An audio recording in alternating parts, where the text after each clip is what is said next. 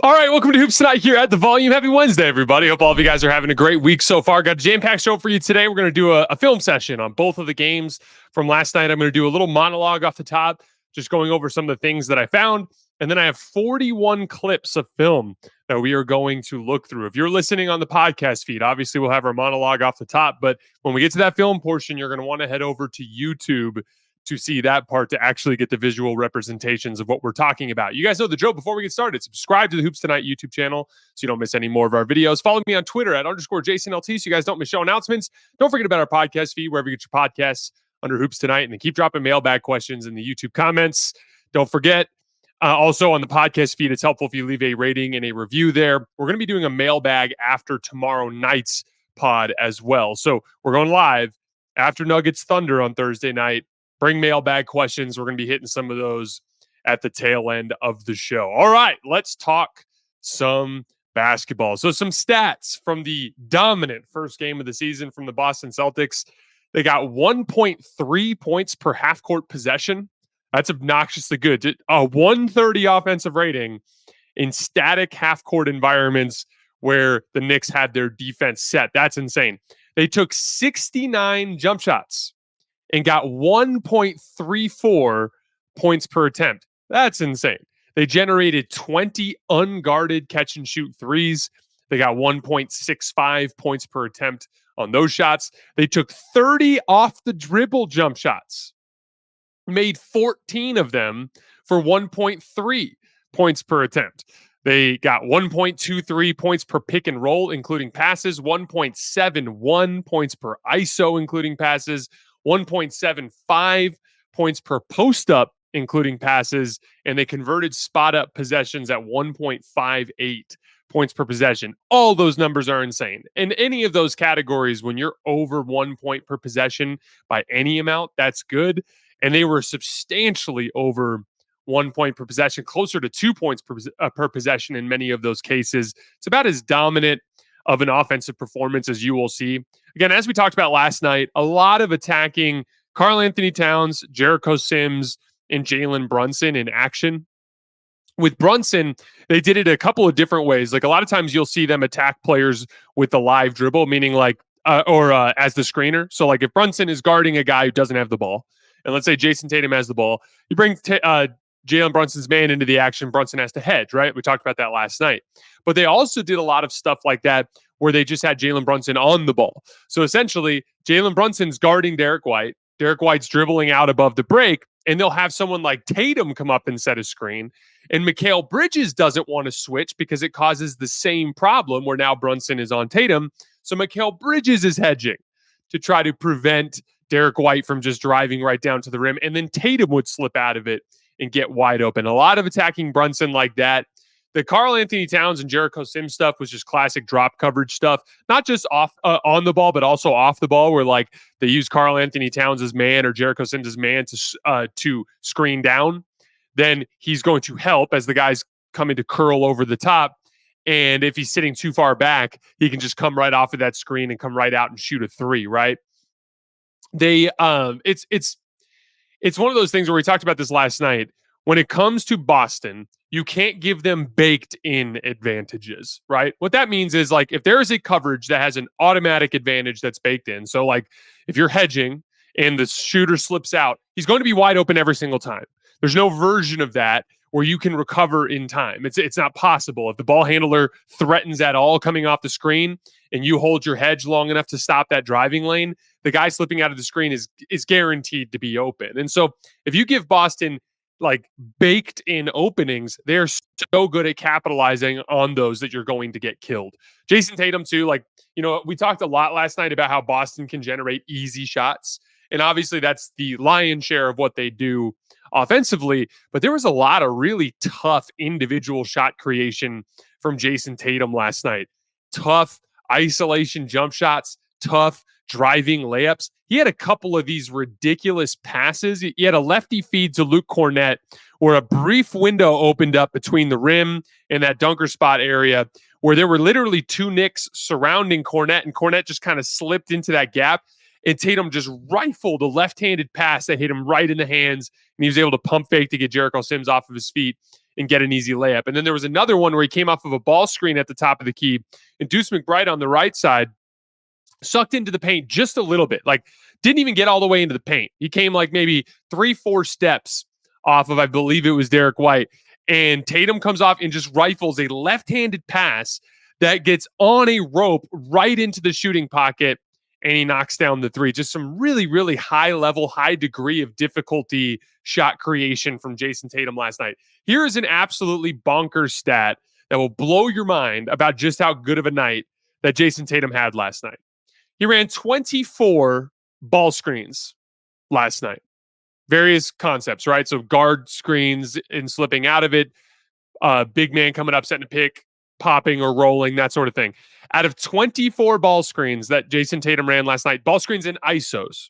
So ISOs and ball screens combined, static shot creation situations. The Celtics scored 55 points on them. They shot 20 for 24 from the field in Tatum ISOs and pick and rolls. That's 2.29 points per possession. 1.29 would be very, very good.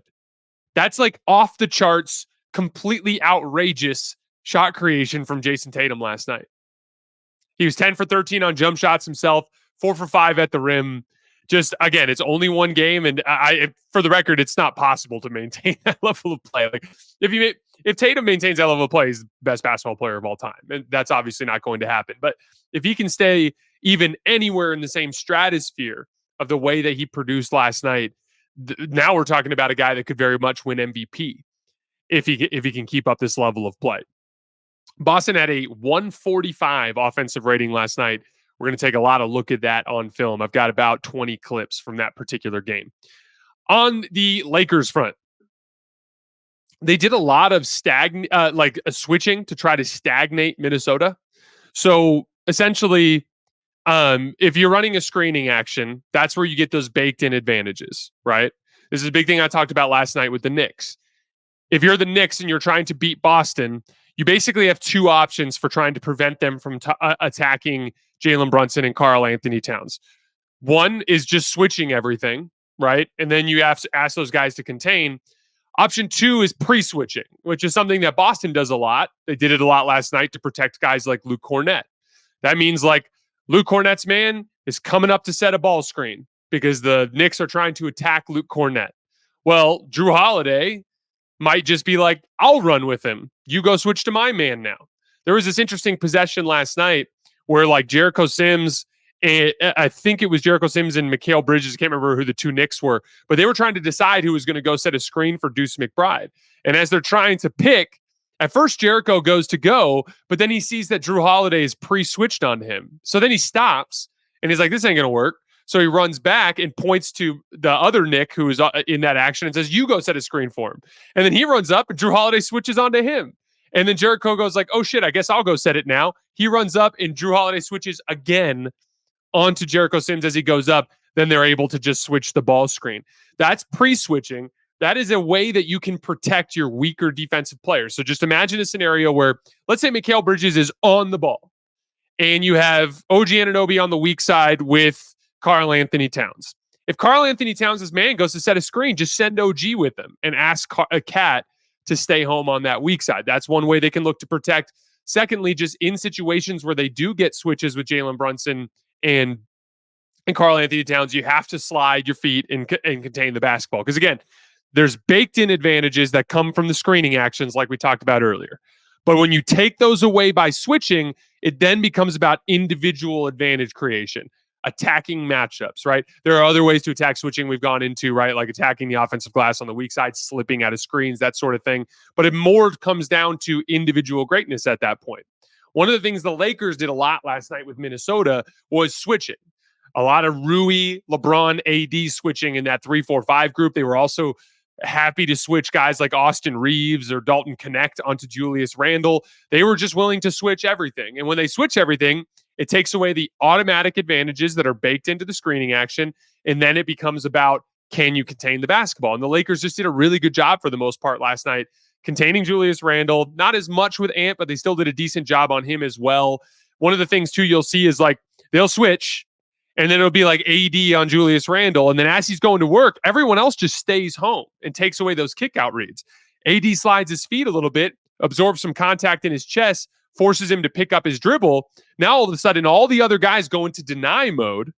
And then as Julius is looking to make a kick out pass, he ends up turning the basketball over. Those are turnovers that are created by switching, containing, and playing the passing lanes.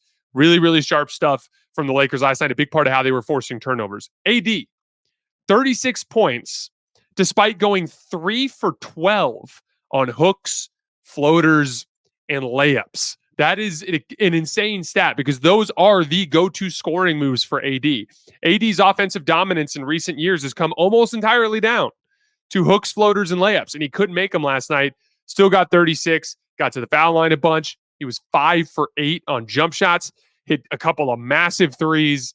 Just a unbelievably dominant performance from him. The other guy I didn't get a chance to talk about last night was Dalton Knecht. Seamless fit for the Lakers on offense. And it really just comes down to a combination of 3 factors. One, he can come off of a screen and hit a 3. That is going to force the screen defender in many cases to show high to try to stop him from taking that shot. The 3 that he hit on the top of the key was a play where Rudy Gobert was sitting way too far back, right? But he also set up Jackson Hayes for a dunk on the exact same action in a play where Naz Reid was on the floor, and Naz Reid showed high. And when he showed high, came off and turned like he was going to shoot, jumped, made the feed to Jackson Hayes. Jackson Hayes got a dunk. So the first piece is being able to shoot on the move. The second piece is being able to make the reads. You have to be able to actually see the easy reads that are available for a movement shooter coming off of a screen. He's able to do that. The third piece of it is bringing real downhill athleticism. There's a play in the third quarter where he's driving on the left wing in a ball screen with Anthony Davis. And because he brings real force, he dragged both guys with him and AD popped. And remember, the pick and pop is a great counter to a drop coverage.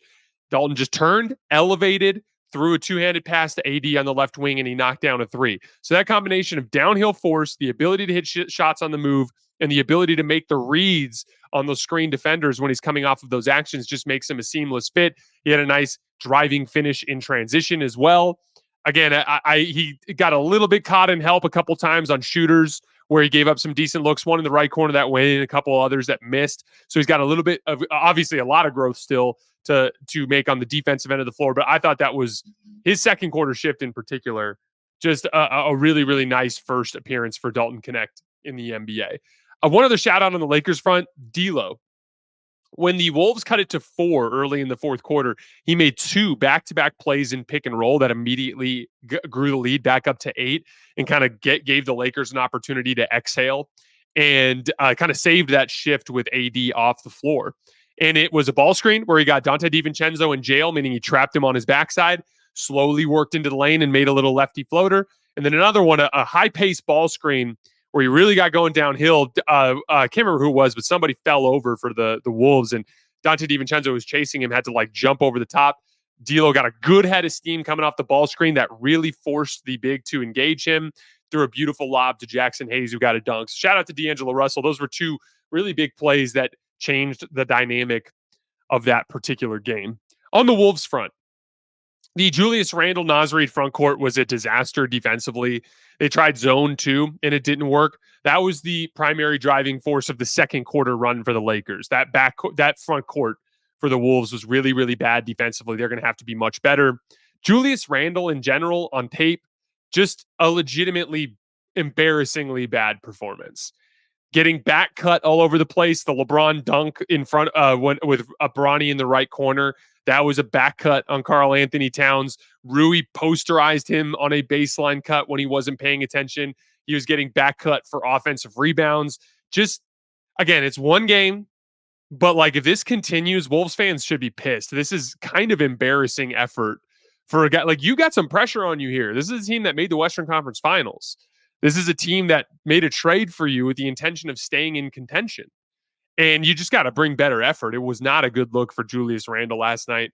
The switching that I talked about, it baited the Wolves into 21 ISOs. That's a very heavy ISO attack, but that's a big part of their counter for dealing with switching. That's one of those things where I'd like to see the Wolves add some of those other ways to attack switching, right? So like different ways to attack switching, creating proper space for your ISO so that they're more efficient in those situations, changing your screening angles. So like, hey, they're going to be switching these ball screens. Why don't we just have Ant on the left wing and have Julius Randle come set the screen, but instead of screening laterally so that Ant can come off sideways, screen the backside so that when there's a switch, he's sealed onto that, so that Julius Randle has that inside seal and Ant can just float an easy pass over the top. Now Julius Randle's going downhill. You have a 4-on-3. Now you don't have to play isolation basketball. You can play advantage basketball at that point.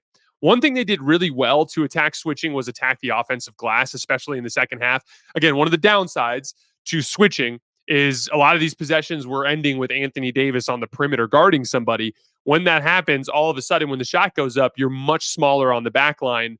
You can do some damage to them on the offensive glass there. The Wolves rebounded 45% of their own misses in the second half. So really, really exciting, like little positive trend in the mess that was last night for the Timberwolves.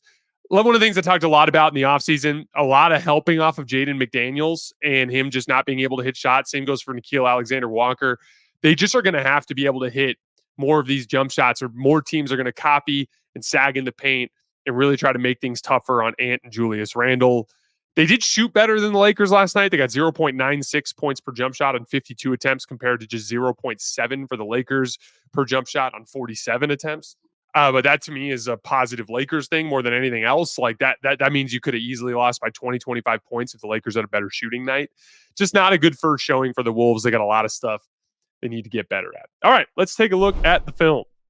Does your favorite NBA player have what it takes to be crowned king of the court? Find out at DraftKings Sportsbook, an official sports betting partner of the NBA. DraftKings is offering $1 million a day in bonus bets for the first 10 days of the NBA season. That's $10 million in bonus bets. Here's how you shoot your shot. Opt in and get a daily NBA profit boost token. Pick a pregame NBA player prop to boost, and if that player leads the league that night in points plus rebounds plus assists, you win a share of the $1 million in bonus bets. Download the DraftKings Sportsbook app and use code HOOPS. That's HOOPS. That's code HOOPS to win a share of $1 million in bonus bets if your player is king of the court. Only on DraftKings, the crown is yours. So we're starting with the Celtics, first possession of the game. A little bit of a decoy action here on the left side of the floor where they fake like they're going to set a little ball screen, but Drew slips out of it. They quick run to Tatum, and then Horford runs into the ball screen. One of the things you'll see a lot in the highest levels of basketball, little details, like if you walk up into a ball screen, it makes Cat's job easy. If you run into the ball screen, you might catch him being a little flat-footed. Watch as Horford runs into the ball screen. Cat is just too far back, and Tatum just comes off and easily knocks down the jump shot. A lot of attacking Cat in drop coverage, a lot of attacking Jericho Sims in drop coverage. I want you guys to really pay attention in this portion of the film study. Watch how you're going to see the counter. You're going to see the Knicks, a lot of deep drop against Tatum, and then it's going to flow into suddenly now we're coming way up to the level of the screen, and now we're in rotation the whole time. So good first possession there to get Tatum a good look. Here's an example of the exact same concept in an off-ball screen. So we got Cat guarding here on the right wing.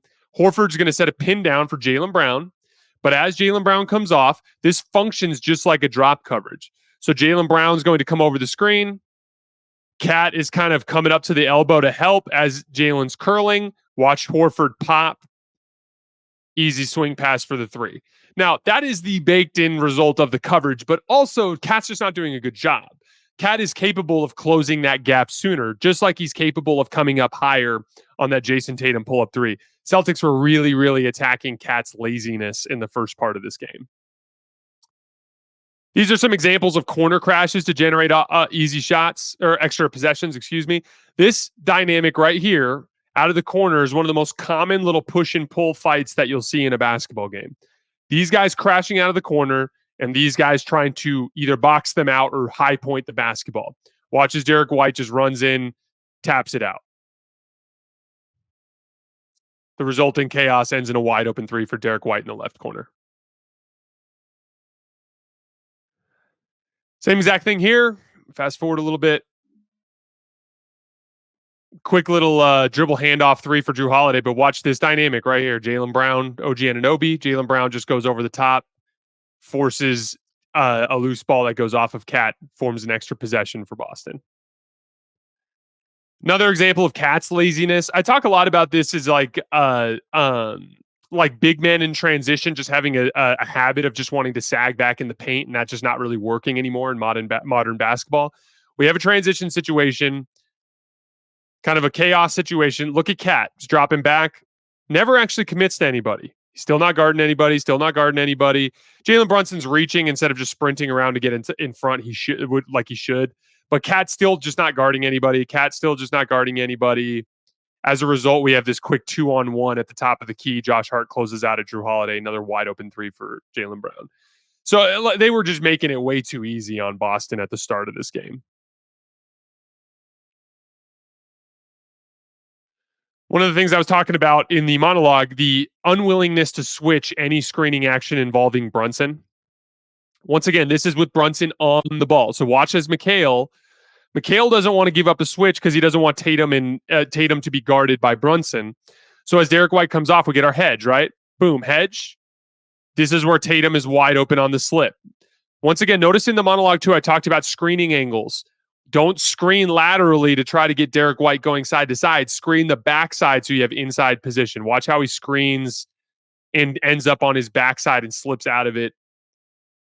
Easy basket. Again, that's a baked-in screening opening that Boston is going to capitalize on every single time. You can't afford to make those sorts of coverage mistakes against Boston. Here's that lefty pass from Tatum to Kornet. Let's get in there.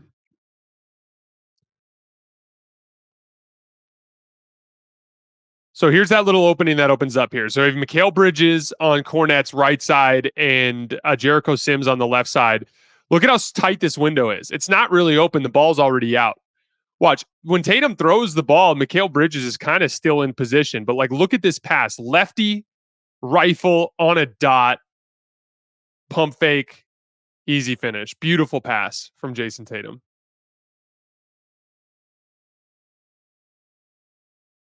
Couple more examples of Tatum hitting threes against deep drop coverage with Jericho Sims. Let's fast forward a little bit. So Tatum comes off this ball screen. Look at how far back Jericho Sims is. Notice too, this is an example of stack pick and roll and how stack pick and roll will really divide the focus of your ball screen defender. So watch Hauser. Hauser is going to look to set a back screen on Jericho Sims as Tatum is coming off the screen. This pulls Jericho Sims' attention to Hauser instead of to Tatum. Then Jericho Sims tries to counter this screen by getting almost underneath it, so he sprints back. That allows Tatum to settle into a wide open pull-up three off the dribble, knocks it down. Same exact thing. Same exact action. Here comes the ball screen. The only difference is this time they don't run stacks, so they run more of a ram screen. So essentially, instead of having Hauser come up and back screen for Kornet, they just have Derek White screen Jericho Sims before Kornet goes into the action, generates a little bit of separation. But once again, in a deep drop, Tatum just settles right into the pull-up three off the dribble and knocks it down. So again, pay attention to that as we get into the examples later on in the video of them putting two on the ball. At this point in the game, Jayson Tatum has already hit 3 pull-up threes against drop coverage in pick and roll. An example defensively of the thing that we're going to see from the Celtics, just like they did so much in the postseason last year, putting centers on the worst above the break shooter and putting Tatum on the actual center. Kornet's guarding Josh Hart. This puts them in a situation where Kornet can help. So we're going to see a quick attack with Jalen Brunson or Derek White. But watch Kornet. Kornet's not worried about Josh Hart. We have a hard double team here as Brunson's trying to get separation from White. There's Josh Hart. They'll throw a closeout and just be like, fine, take that shot. See how soft of a closeout that is from Kornet. That's a classic defensive game plan thing that we've seen from Boston for a couple years now.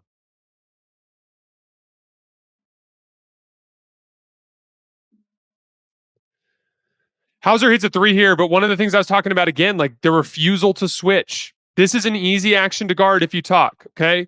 So Campaign's guarding Hauser, Deuce McBride's on Pritchard, Cat's guarding Cornette. Cornette, you literally don't have to worry about because he's not going to shoot a three. Why is this not just a switch? Why isn't Deuce McBride just switching out to Hauser and Campaign staying on Pritchard? But instead, they try to chase. Cornette gets a good screen on him. Deuce McBride is late to see it, and Cornette and Hauser gets an open look. Like that. That is a coverage you simply cannot run against Boston. It was not a good defensive game plan for Tom Thibodeau against the Celtics last night. So now we're going to get another high ball screen, but notice the difference in the coverage. Boom, aggressive up at the level. Here's the switch. So this is what you should do, but instead of just asking Cat to slide his feet, they just hard double team with Deuce McBride, and that ends up giving Pritchard a wide open three in the left corner. So just way too often putting two on the ball, and two on the ball against Boston, you just can't do it.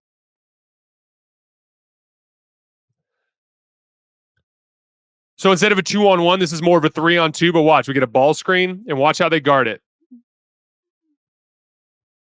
Swing, double swing into a ball screen with Jrue Holiday coming off of Horford. Watch OG Anunoby dig down into the lane. OG digs down, boom. Now we're guarding 3-on-2.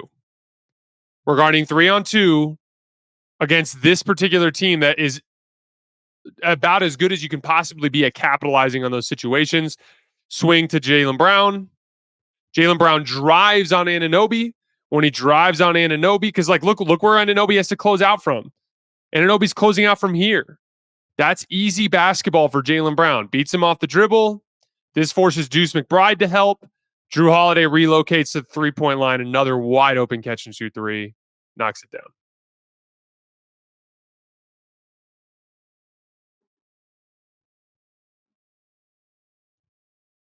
Here's another example of just a basic screen that doesn't get switched, that generates an advantage and ends in another wide open three.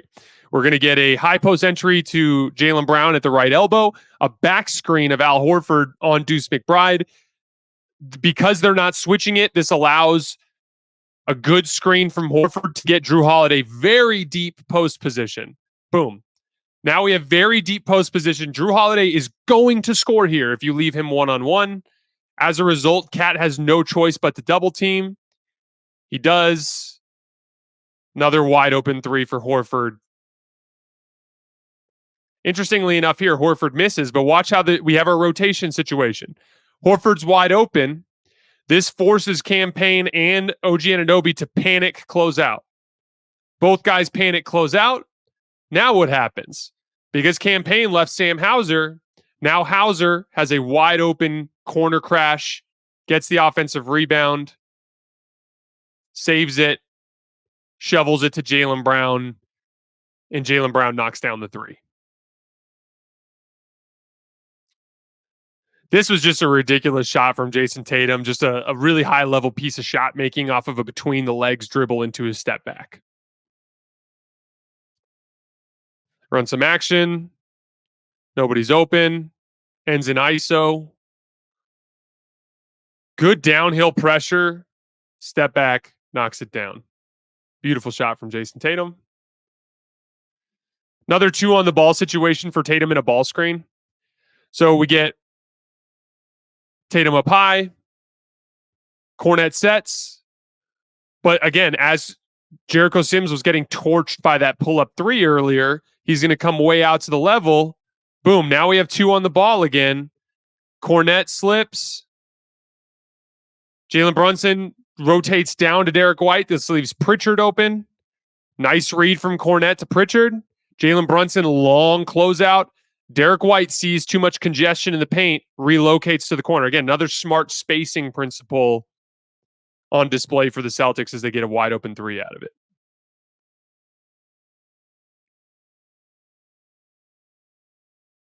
Here's another just completely ridiculous left-handed skip pass from Jayson Tatum. Starts with a little quick post up from Jaylen Brown. We swing it back out. Now we're going to flow into the ball screen with Tatum. Now, simple action. Handoff, screen.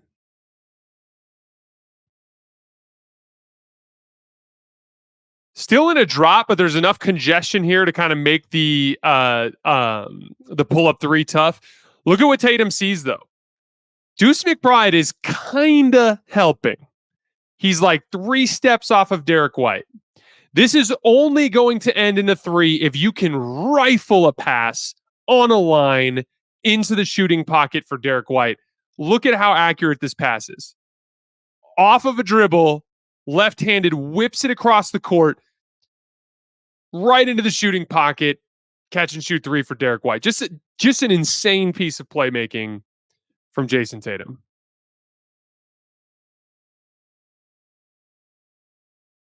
Do you guys remember last night when I talked about limbo, a concept that JJ Redick has been talking about with the Lakers a lot?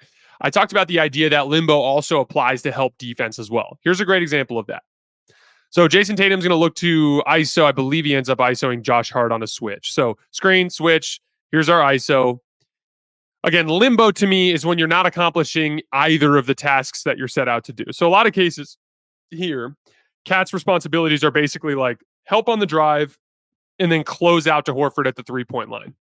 The one thing you can't afford to do is to leave him open and fail to help. So Tatum makes a move.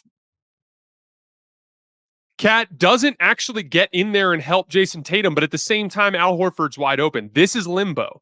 This is accomplishing nothing.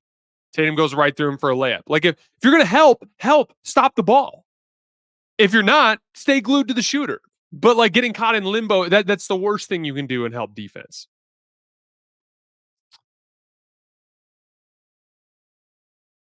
Here's that example that I was talking, a second example like of what I was talking about earlier about using Brunson on the ball handler, just because you know that when Brunson's on the ball, the Knicks are going to want to hedge.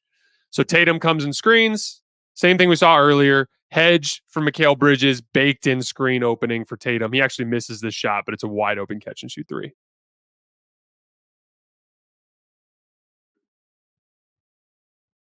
One more I wanted to show you guys, an example of beautiful spacing principles from the Celtics in the second half of this game. Another blitz of Tatum up at the level of the screen. So we swing. Here's our ball screen. Bridges on the ball. Cat comes way up to the level. We got 2 on the ball now. Boom. Okay. That makes Tatum's first read Horford on the pop. Anunoby rotates. What I want you to see here is instead of just standing Derek White here and standing Jaylen Brown there, in which case Josh Hart might be able to do something like, let's say that OG Anunoby hard helps here and Tatum has to throw a skip pass. If Tatum throws a skip pass, Josh Hart probably can close out to the passing lane. I've talked about this concept on the show in the past. You close out to the passing lane to prey on indecisiveness. So Tatum throws a skip pass to Derek White. If you close out to the passing lane, maybe you get him to not want to take the 3 because he sees the closeout coming. But then when he looks over to Jaylen Brown, Josh Hart could be right in the passing lane to take that opportunity away, which might buy enough time for OG Anunoby to recover and Josh Hart to recover. But instead, Derek White flashes to the high post. This forces Josh Hart to fully commit to him. Watch how he flashes. Boom. Now Josh Hart has to commit, and now Jaylen Brown is completely wide open.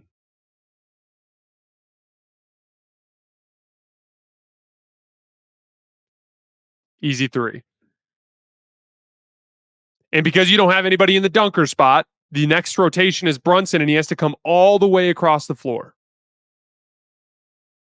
So a little detail there, just like him flashing high post instead of staying on the weak side wing generates a better looking shot for Jaylen Brown.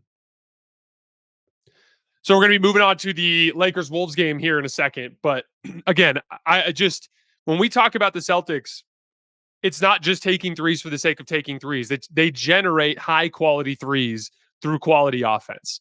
And running any sort of traditional coverage against them is suicide because their system is set up to capitalize on that by generating elite shooters, wide open threes. And so you have to be willing to switch to shut off screening actions, and you have to do a better job of containing the basketball. Beautiful work from Boston last night. All right, let's move on to the Laker game. This was a ridiculous move from Rui Hachimura in a wing attack situation against Anthony Edwards. So LeBron comes and set the screen. Julius Randle ends up tagging the roller, so Anthony Edwards switches back out onto Rui. Now we get a straight up one-on-one here. Anthony Edwards is one of the hardest guys in the league to beat off the dribble without a screen. Now, he can struggle with screen navigation. He can struggle off ball with back cuts and things like that. But usually a head up one-on-one situation, he's so laterally quick and he's so strong you can't do anything with him. Rui just rips right through him, bodies him, and dunks all over Rudy Gobert. It was like just like an absolutely insane highlight for Rui Hachimura mixed into that game. Some really nice defensive activity from Rui Hachimura here. So we get Julius Randle being guarded by Austin Reeves in a transition cross match. Rui's going to double team. When he double teams, Julius steps through, which forces Anthony Davis to step up. He throws a drop-off pass to Gobert. Anthony Davis gets out of position. Look at the recovery from Rui to get back into the play and block the shot at the rim. Really nice defensive work from Rui to be in two places at once.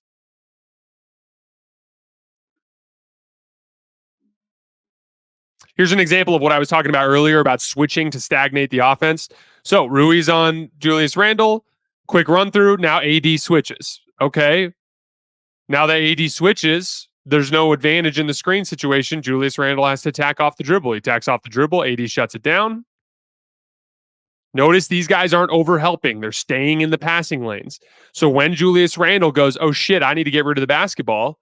Now notice Austin recovers to Conley to deny the passing lane. D'Lo recovers to Jaden to deny the passing lane.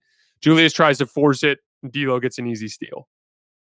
Switch, stagnate, contain, deny the kick out passes.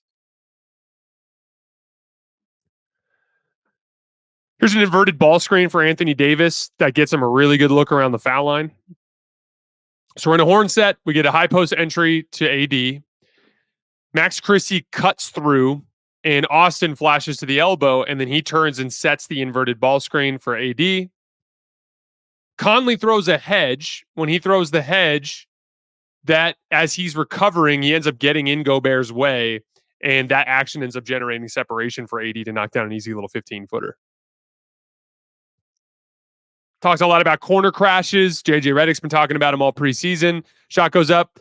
Here's that battle that we talk about. Max Christie beats Anthony Edwards, ends up generating an extra possession. D'Lo hits the three. That's 3 extra points you get just by a little detail, a little margin that you're generating crashing out of the corner. Talked about this in the monologue, but one of the downsides to switching, AD's on Gobert. That should help you on the defensive glass, right? But now we're going to do some switching here. Austin switches out onto DDV. AD ends up switching out. Rui ends up taking Gobert. AD switches onto Jaden McDaniels. So when Jaden ends up taking the shot, now we've got a massive size mismatch underneath the basket. Gobert ends up getting an offensive rebound. Great way to attack teams that switch. Another corner crash. This time Rui Hachimura. Watch him come flying in. Gets the offensive rebound. Ends up getting 2 extra points. Nice little example of waves of cutting here. So we're going to get a couple of cuts in a row, one from Dalton Connect and then one from D'Angelo Russell in rapid succession. And you're going to see how it generates an opening. So Dalton pump fakes, throws the ball to Rui. Now, in this situation, Dalton sees an opening for a cut. When Dalton cuts, Mike Conley goes with him. Look at Dante DiVincenzo too. Let's watch Dalton first. So as Dalton cuts through, boom, cut. Mike Conley ends up going with him, and because Conley's going with him, he can't see what's happening behind him. Now watch D'Lo. As soon as he sees Dante DiVincenzo not paying attention, not looking at him, oh shit, my man's not paying attention, I might as well just cut. Still not paying attention, cut, okay. But normally you might see some help side there, but Dalton cutting through ends up essentially clearing the lane for D'Lo to easily get the layup on the cut.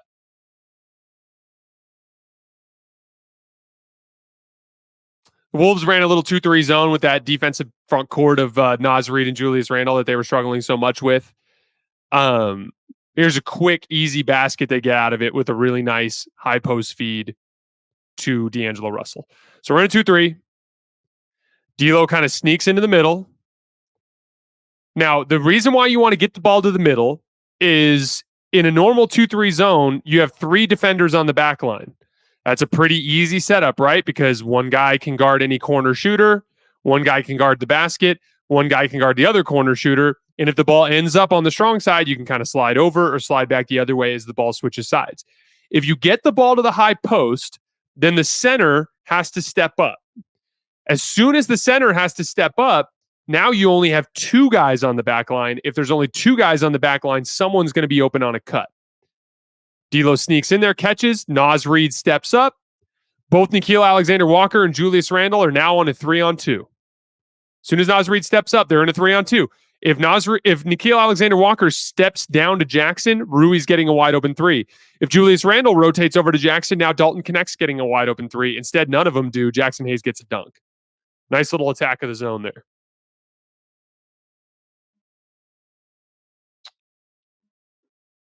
This is an action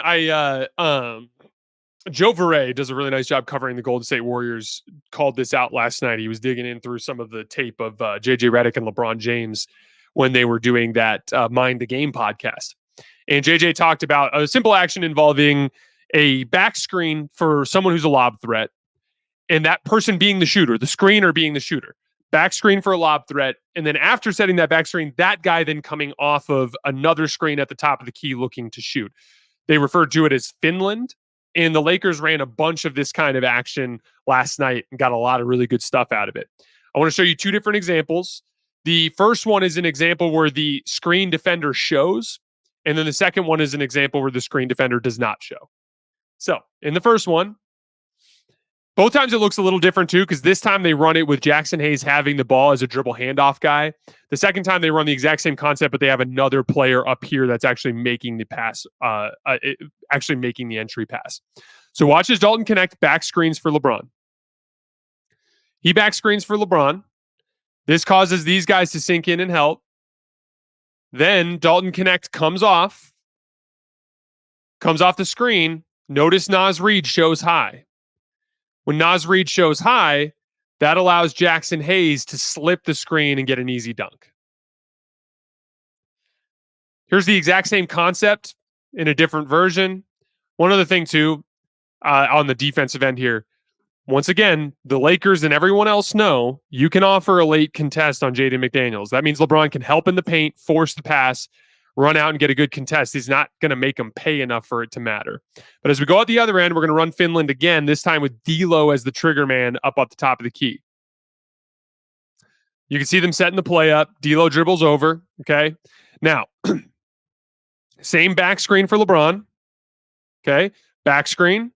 This time, though, notice Gobert sits way back. So when Dalton comes off, now there's nobody at the level because Gobert's so far back, so Dalton can just rise up and fire, knocks down the 3. Those are the types of decisions you make defenses make when you run good action at the beginning of possessions. Here's a really nice transition attack from Dalton Connect. Defensive play from AD. Look at the size and athleticism from Dalton as he gets downhill on Anthony Edwards and finishes easily in the paint. Really nice second quarter shift from Connect. There's a really nice slip of a screen from Rudy Gobert. This is a basic screening concept. When you know that your man is going to be showing high, then your screen doesn't matter anymore. Because the entire purpose of your screen is to get the ball handler downhill or separation. And if he's not going to get downhill or get separation because the screen defender is going to show, it's more important for you to slip. Watch as Gobert, who's one of the best screeners in the league, doesn't even try to screen Austin. Just slips out because he knows AD is coming high. Because he knows AD is coming high, Rudy Gobert slips out of it, rolls hard. Now, as Ant starts to turn the corner, because Gobert rolls hard, this forces Rui to stay ground bound as he prepares for the lob. He doesn't jump until the last second. At that point, Ant's got too much of a head of steam. It's an easy and one. Little screening detail from Gobert. Beautiful set to start the third quarter from JJ Redick. We're going to get Austin coming off of a pair of screens here at the elbow to catch on this side. And it's going to flow into AD screening for LeBron, who's then going to flow into a screen for Austin, who's then going to slip the screen All of this action is designed to occupy Rudy Gobert's attention, which ends up getting Anthony Davis a lob on the switch. Let's watch it one more time in slow motion. Again, watch how all of this action just forces the Wolves to make a bunch of decisions in rapid succession. LeBron comes off. Here's a screen. Jaden ends up hedging just for a second. Because he hedges just for a second, that allows LeBron to get open on the roll. Now Jaden's out of position. Because Jaden's out of position, Rudy has to step up. Because Rudy has to step up, AD's wide open on the lob.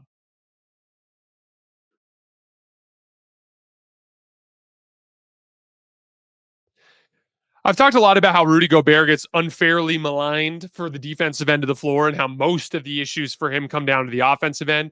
Here's an example of what I'm talking about. Here is a lob that maybe not, this isn't the most perfect lob in the world. Yeah, is a guy like Luka going to maybe put this in a spot where it's easier for Rudy to dunk? Sure. But this still should have been a dunk. Look at where this pass goes. That should be caught. That should be caught and dunked. Why is that not a catch and a dunk? Like that should be a dunk. And it's not, because Rudy can't catch and finish anything around the basket as well as his peers around the league. That is the main issue with Gobert. It has nothing to do with defense. He just is such a limited offensive player. Talked a lot about Rui in him after the game, talking about attacking Julius Randle for standing and not paying attention. Here's a basic example of that here. Julius Randle's not paying attention, gets back cut. By the time he notices it, Rui dunks all over his head. Really rough off-ball defensive performance from Julius Randle.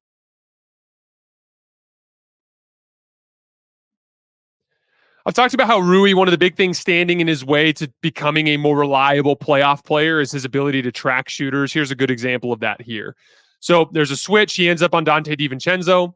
Gets sucked into help, but he's not tracking man and ball. DDV does a nice little relocation to the left wing. By the time Rui notices it's too late, hits a three. Just has to do a better job of tracking shooters. Here's an example of what I was talking about in the show last night about the Wolves changing the pace of the game with ball pressure. Notice this full court ball pressure. Picks him up.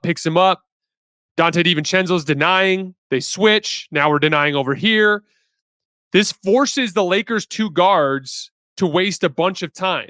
So now we have 13 on the shot clock, and the worst ball handler on the floor for the Lakers has the ball in Max Christie. This possession is basically dead on arrival. But this is also what I was talking about last night, where AD had so many opportunities in the third quarter where it was like he was missing shots. He missed back-to-back wide open layups on Gobert. He's missing little floaters. He just was struggling, right? Well, they needed him to keep shooting. And so this was kind of where it felt like the lid came off for AD. 7 seconds on the shot clock, no choice but to create a shot. Does a nice job getting downhill. Nice little dribble into his step back over Gobert, knocks it down. Another little action we saw from the Lakers last night several times, and you guys are going to see the two different coverages. Okay, so first, AD is going to set a back screen for Gabe, and Gobert is not going to help. Because Gobert doesn't help, Gabe gets wide open. This is Dalton Connect in the left corner. Even Dante DiVincenzo doesn't want to help because Dalton Connect's one of the best shooters on the team. Gabe gets a wide open layup. Next possession, exact same thing. Look at the difference in the way that it's covered. Okay. Back screen. This time Gobert sits much further back and Naz Reid sinks into the paint. As a result, when Naz Reid sinks in, Gabe Vincent makes this kick-out pass, or sees the kick-out pass to Rui Hachimura. Gobert sees it happen. Gobert rotates to Rui. That gets AD wide open. AD gets downhill and gets the and one on Ant. So again, you saw the two different ways to cover it. The first time Gobert doesn't help. The second time Gobert does help. Helps on the corner pass, and AD ends up getting an and one. Last one, this was that read I was talking about with Dalton Connect. And Anthony Davis made 5 jump shots in the game. Dalton brings nice downhill pressure, draws both guys in the ball screen. AD gets a wide open three at the top of the key, or at the left wing, and knocks it down. All right, guys, that is all I have for today. Good little film session. We're going to do a bunch more of those, much smaller throughout the season. That was more of like we don't have any other games to cover, so let's hit a bunch of film. But the way we're going to do that during the season is I'm going to break down the games off the top. And then as I'm watching my film, I'm going to drop, somewhere between 5, 10, 15 clips into a folder. And then basically at the tail end of the show, we're going to do brief film sessions so that you guys can see those visual representations. That's all I have for today. Again, we're going to be back tomorrow morning to break down some of the Wednesday night games, and then we'll be back on Thursday night live after the final buzzer of Nuggets Thunder. I will see you guys then.